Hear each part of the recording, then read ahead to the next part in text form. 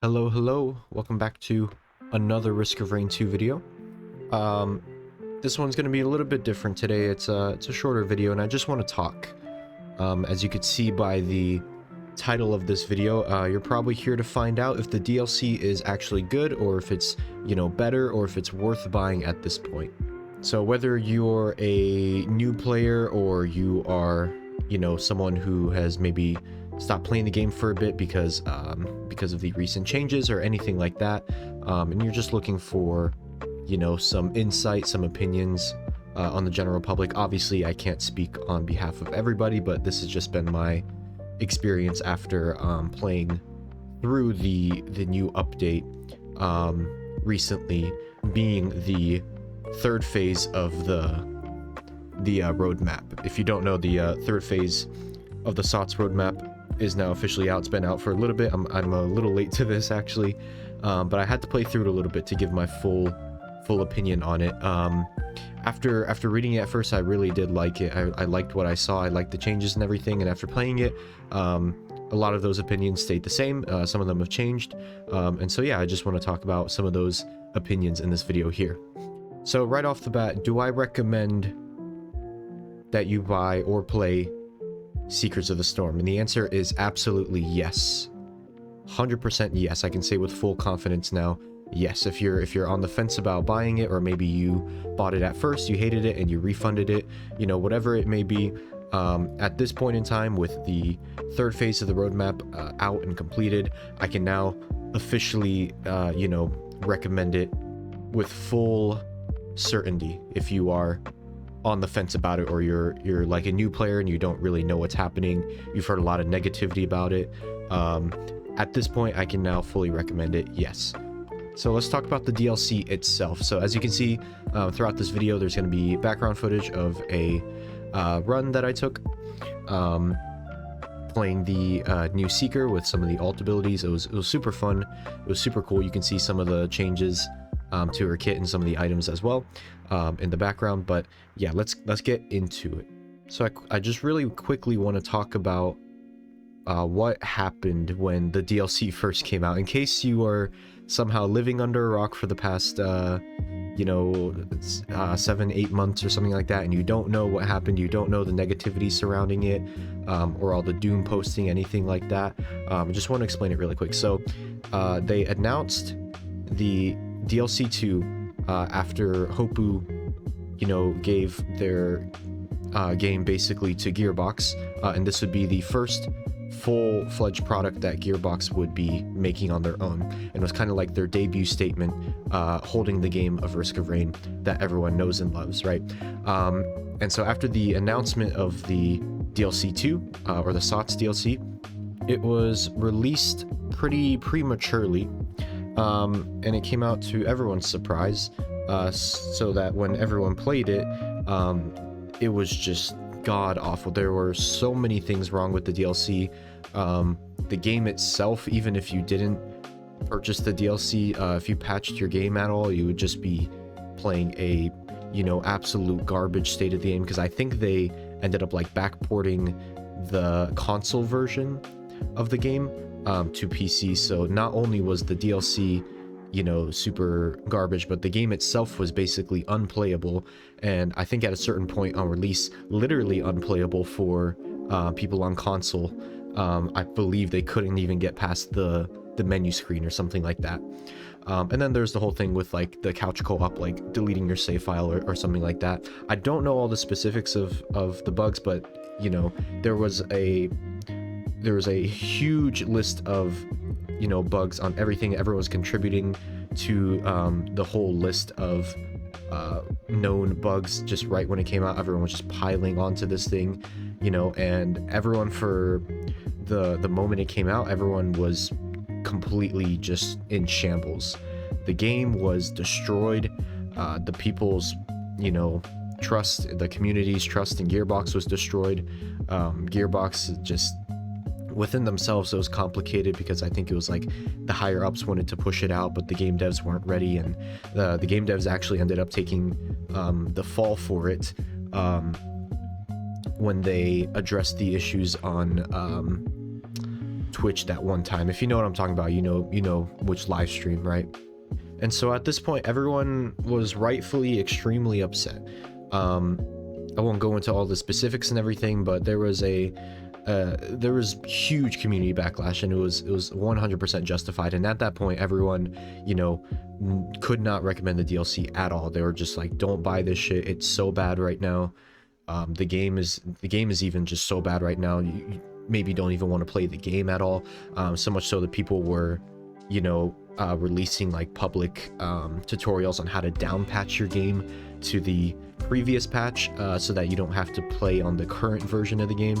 And even to this day, I've seen some people who are still down patched, just because it was that bad. The game had been that drastically changed. So of course, after they released this DLC, there's huge backlash, and everyone, basically hated Gearbox for a little bit. After a while, they showed some promise. The game devs were like, they revealed themselves to be like actually caring for the game, and then people started realizing like, okay, maybe everyone doesn't suck. And then they gave us a little roadmap to fix the DLC, which in thinking about it, it's pretty ridiculous how there's a roadmap to fix like in different phases to fix the DLC that they had already released. So it was kind of ridiculous, but I was also in the same boat. I was like, what the hell, man, this is complete garbage. I didn't want to play Risk of Rain for a while. It was just not fun. And then even when the roadmap came out, I was like, well, now I gotta wait, like 10 months for this or something like that. Then the roadmap changes actually came through, and they turned out to be pretty good. For the most part, Gearbox, took a lot of community feedback, and they have continued to do that through the rest of the roadmap and even into the new DLC, which we'll talk about probably at the end of the video. But they have taken in a lot of community feedback, had a lot of playtesting going on, a lot of good things like that. And then they worked through the roadmap, and it honestly, like, it fixed pretty much, everything with the, well, I guess not everything, because it never really fixes everything. And there are some fundamental issues, but it fixed a lot of things. It was a lot better. They actually felt like they cared about the community. And then so it kind of made like a weird divide between, the Doom posters, who are like, screw Gearbox, screw everyone related to Gearbox and everything. And then there's some people along the way that realize like, hey, the game devs actually do care about the game. It's getting better. It's getting there. It's going to be a while before our game is back to some form of playable state. But anyways, all of that was just, really awful.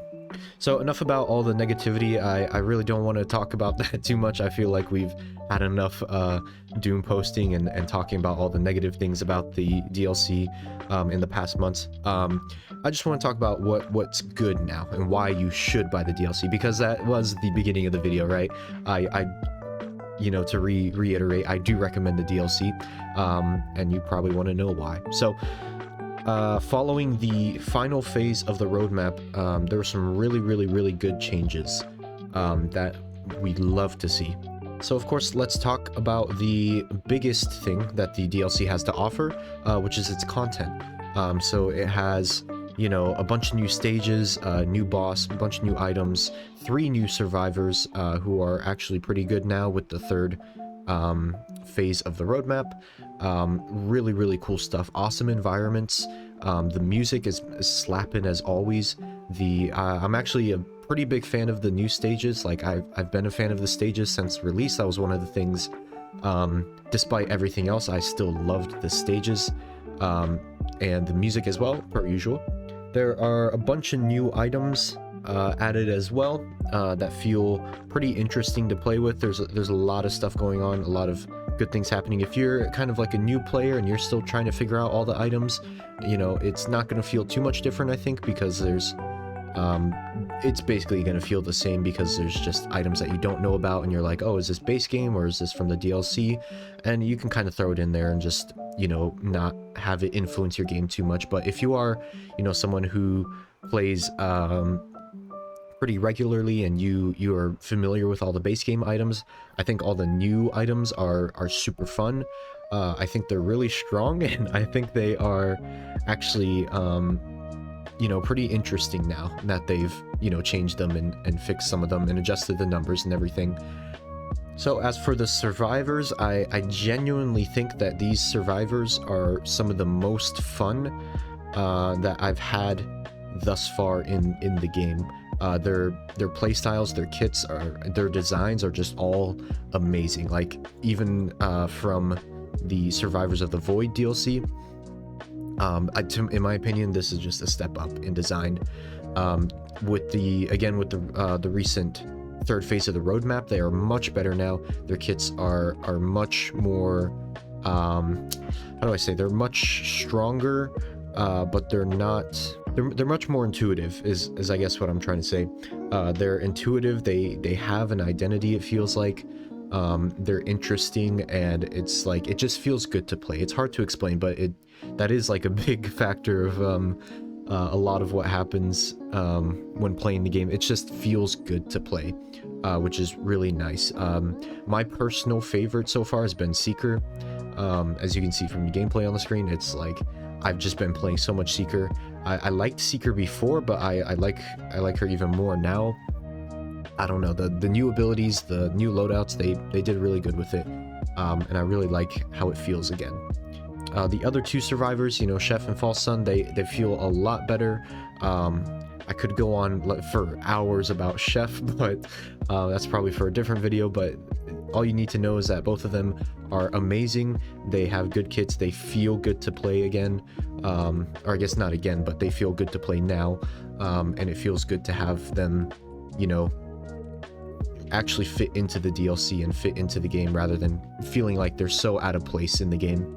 So yeah, that's all the things that I think are really, really good about the DLC. I do want to kind of acknowledge some of the negatives. I know I was like, earlier I was like, oh, I'm done talking about the negative stuff, but this is more so like the cons to the DLC being good. These aren't things that I would necessarily like complain about or anything like that. They're just things that are byproducts of the DLC being finished now, and some things that have changed about the game that are a little bit different. So the first thing has to be the overall game state right now.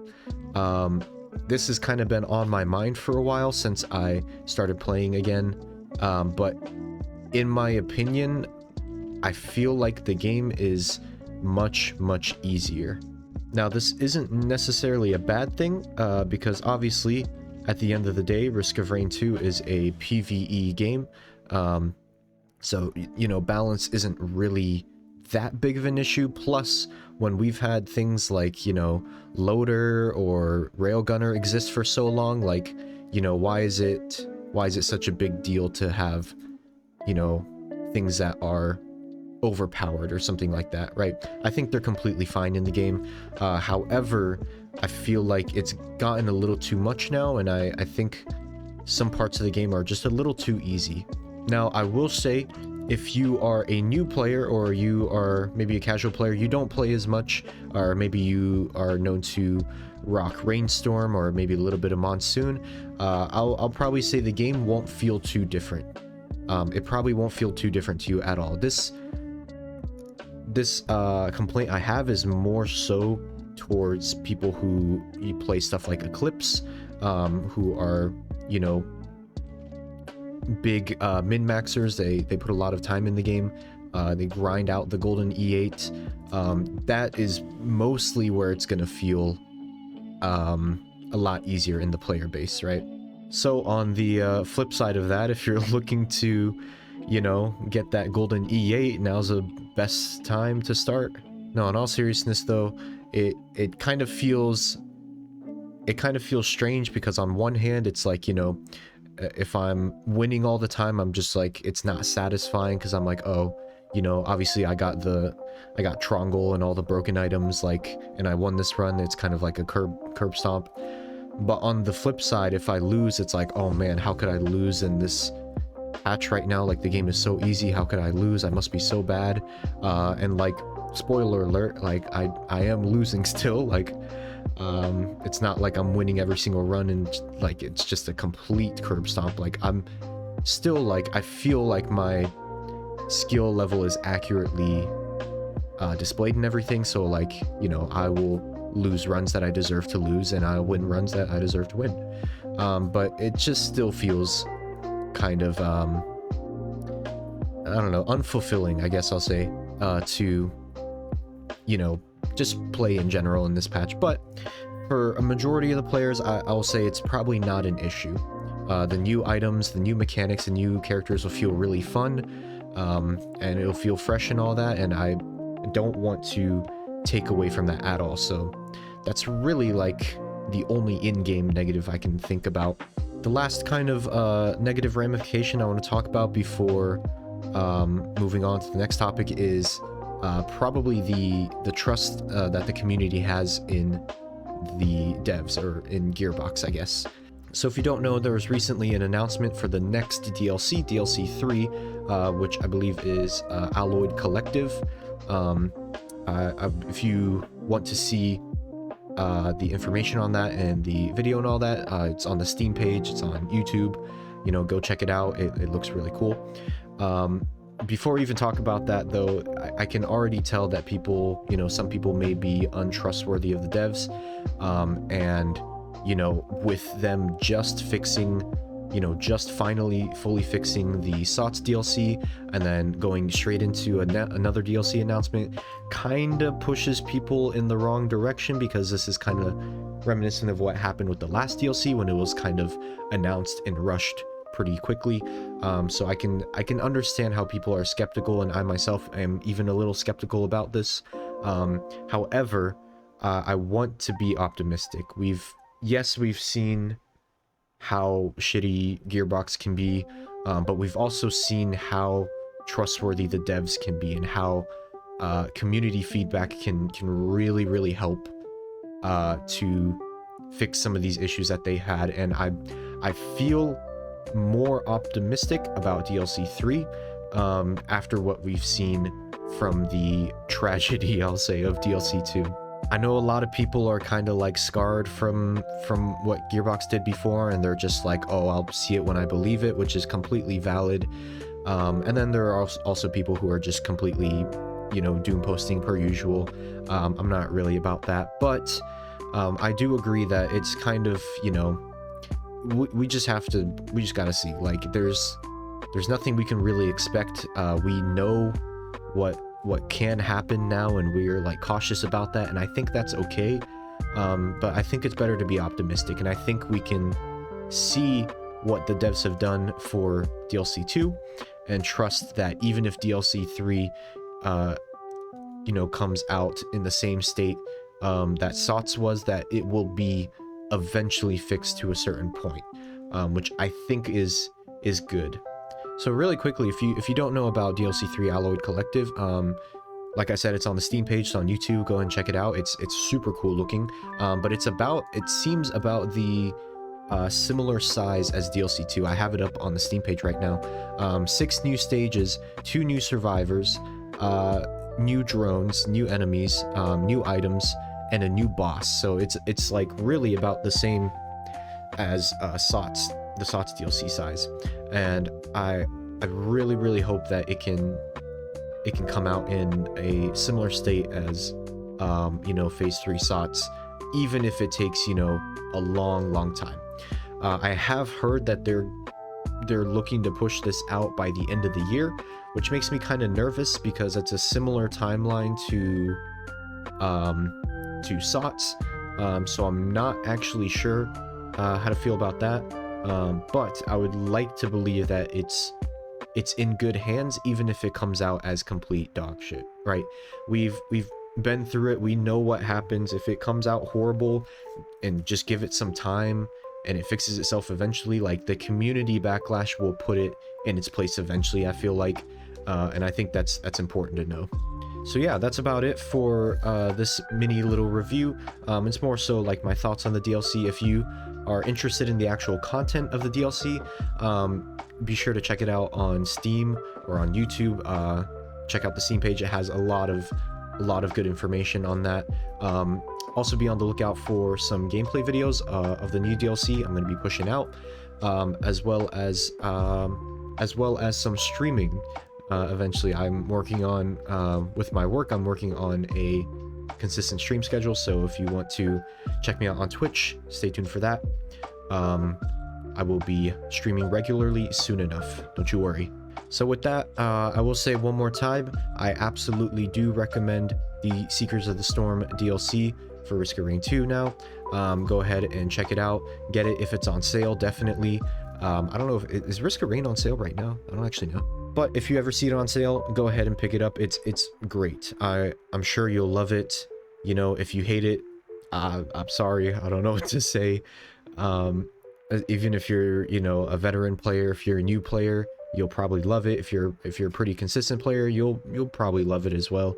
If you're a veteran player, you know, just be wary of those things I was talking about, how the game is, you know, a lot easier now. Or if you're trying to, you know, find a time to grind E8, now's the time to do it, right? Hop on it, get in there. You know, it won't be, I think it won't be unrewarding for you if you're trying to grind E8. Like, it'll still be a challenge. So I wouldn't worry too much about the game state or anything like that. But overall, I think it's a great update. I think the update makes the DLC, you know, nice and full. It feels, you know, actually playable, which is great. All the items, the stages, survivors, music, all of that is great right now. Slight side tangent while we are on the DLC, talking about the boss. I know I didn't talk about it too much. That's simply because I just, like, haven't played against the False Sun too much. I think the boss fight is a lot better. I've played the new fight a couple times, but I'm just really not a fan of that. I've been holding off for a little bit, but I'm gonna be trying it out in a couple of other videos, because that is one of the parts of the DLC that I'm really not quite sure with yet. So I want to kind of make a video separate from that to talk about the fight. But my point still stands. I don't think it diminishes from the DLC at all, even though it's like a huge part of it. I think you can still, you know, fight the False Sun boss. I think it'll still be fine, and it doesn't, you know, ruin the game at all. So yeah, let me know what you think about SOTS. If you were around for the release of it, or if you're a new player and you're just like trying to figure it out, let me know what you think in the comments. Thank you so much for watching. Appreciate you listening to some of my opinions, and hope to see you around. Yeah, see ya.